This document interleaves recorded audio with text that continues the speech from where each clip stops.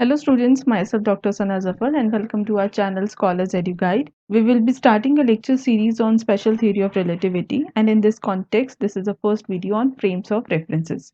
So in this video, we will be discussing the definition and understanding of frame of reference, the real life examples to understand how to fix the frame of references, and the types of frames of reference. So let's begin with the lecture about the frame of reference. So what are frame of reference? You have an idea about the coordinate axis, and we have learned about the coordinate reference system and coordinate axis in our previous video.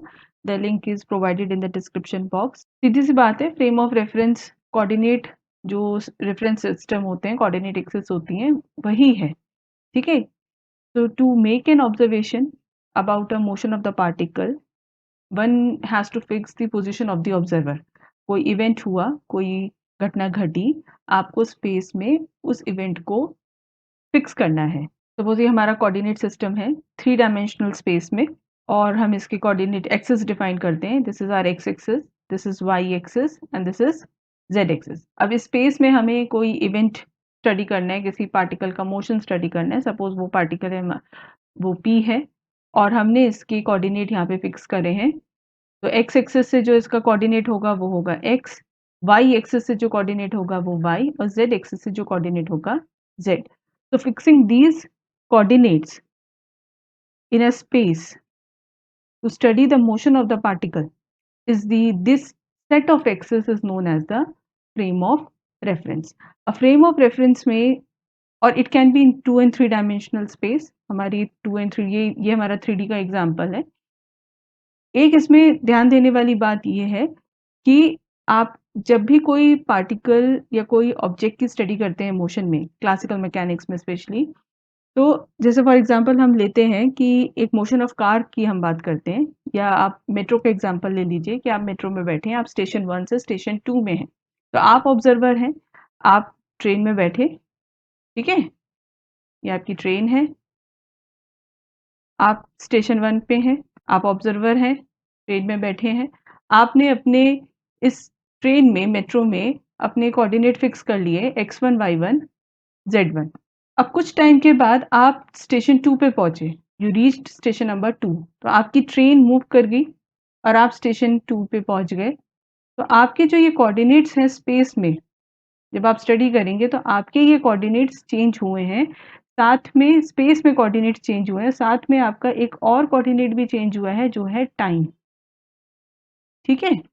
जो है आपका यहाँ पर time था t1।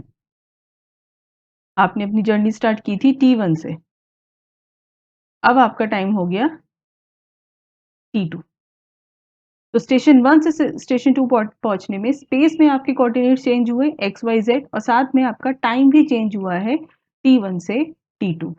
तो frame of reference जो complete definition बनती है, they are the set of axis which defines the position of a particle और एन इवेंट इन 2 और 3 dimensional space in a time t। तो इस टाइप के फ्रेम्स ऑफ रेफरेंसेस को, जिसमें टाइम का भी इन्वॉल्वमेंट होता है, उसे हम कहते हैं स्पेस टाइम रेफरेंस सिस्टम।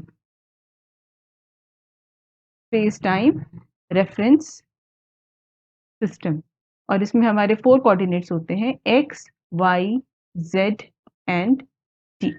तो ये बात होगी फ्रेम ऑफ रेफरेंस की।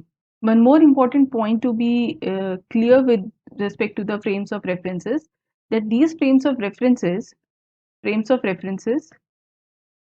या frames of reference is different for different observer, is different for different observer। मतलब कि एक इवेंट कोई हुआ है, कोई घटना घटी, और 2 ऑब्जर्वर उसको ऑब्जर्व कर रहे हैं, तो दोनों अपने कोऑर्डिनेट सिस्टम अलग-अलग चूज करेंगे। किसी भी इवेंट को स्टडी करने के लिए जो कोऑर्डिनेट एक्सिस होता है, जो कोऑर्डिनेट सिस्टम होता है या फ्रेम ऑफ रेफरेंस होता है, दैट इज नॉट एब्सोल्यूट। तो frame of reference, they are not absolute, they are not fixed, but they are relative with respect to the observer. Observer के साथ ही फ्रेम ऑफ रेफरेंस हमारे change हो जाते हैं। इसको समझने के लिए हम कुछ एग्जाम्पल्स देखते हैं, उससे ज़्यादा क्लियर होगा।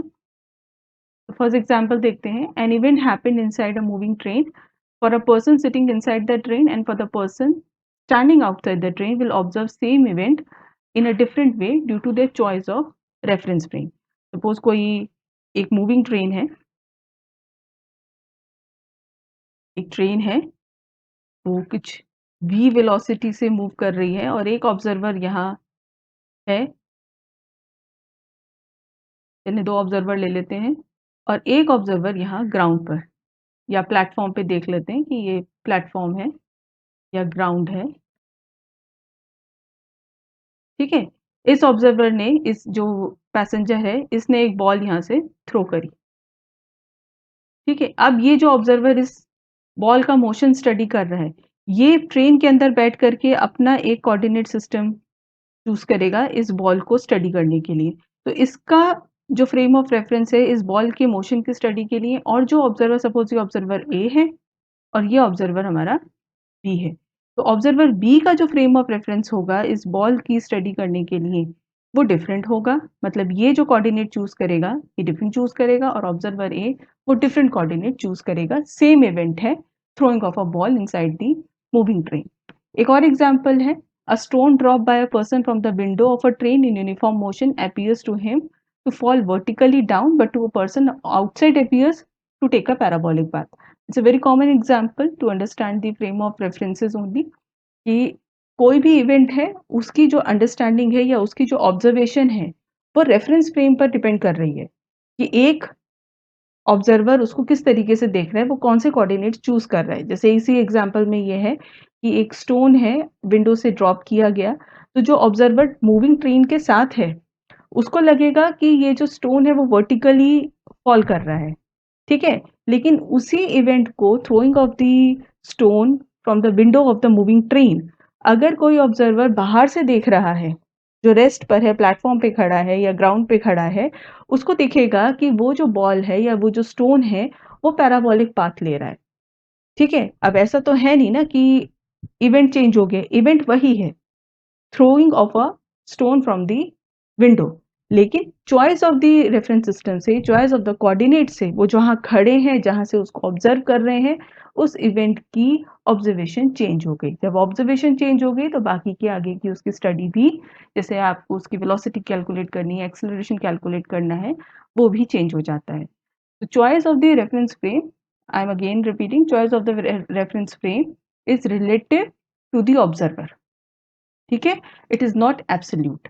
और इस चीज़ का जो रिलेशन है, वो न्यूटोनियन मैकेनिक्स में और रिलेटिविटी में बहुत इंपॉर्टेंट है, स्पेशल थ्योरी ऑफ रिलेटिविटी में, जो हम आगे की वीडियोस में देखेंगे कि एब्सोल्यूट फ्रेम ऑफ रेफरेंस जो न्यूटोनियन मैकेनिक्स का कंसेप्ट है, वो कैसे हमें relativity, special theory of relativity की तरफ लेके जाता है, वो हम आगे की वीडियोस में स्टडी करेंगे।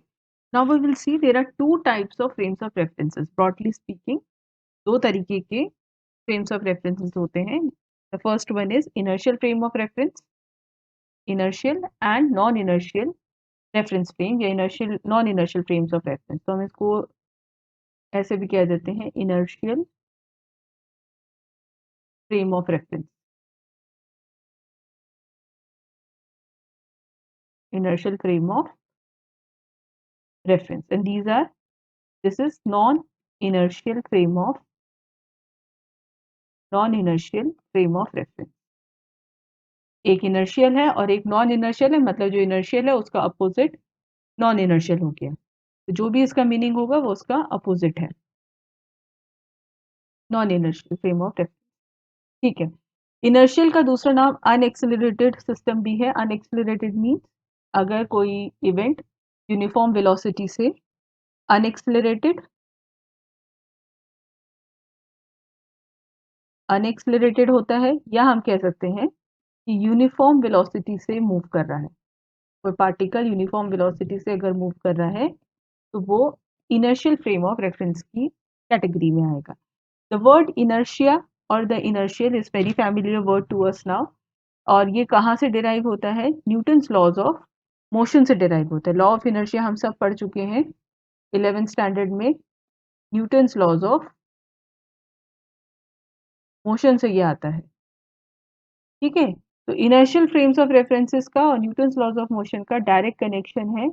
और थोड़ा सा मैं यहाँ पर हिंट देती चलूँ कि जो इनर्शियल फ्रेम्स ऑफ रेफरेंसेस हैं, these are the reference frame where Newton's laws of motion are valid. So Newton's laws of motion are valid here, और non inertial frames of references where Newton's laws of motion are unvalid, या यहाँ पर ये बिल्कुल ठीक तरीके से apply नहीं होते, हमें कुछ और कंसेप्ट की ज़रूरत होती है। तो जो इसकी डिटेल है इनर्शियल और non inertial frames of references की, वो हम नेक्स्ट वीडियो में देखेंगे कि दोनों किस तरीके से डिफरेंशिएट होते हैं और इनके एग्जाम्पल्स भी स्टडी करेंगे। तो इस वीडियो में हमने फ्रेम्स ऑफ रेफरेंसेस की स्टडी करी, उसकी डेफिनेशन देखी, उसका कनेक्शन देखा कोऑर्डिनेट एक्सिस के साथ, कोऑर्डिनेट सिस्टम के साथ क्या होता है, कुछ रियल लाइफ एग्जांपल्स देखे, and the types of frames of references, two types, inertial and non inertial.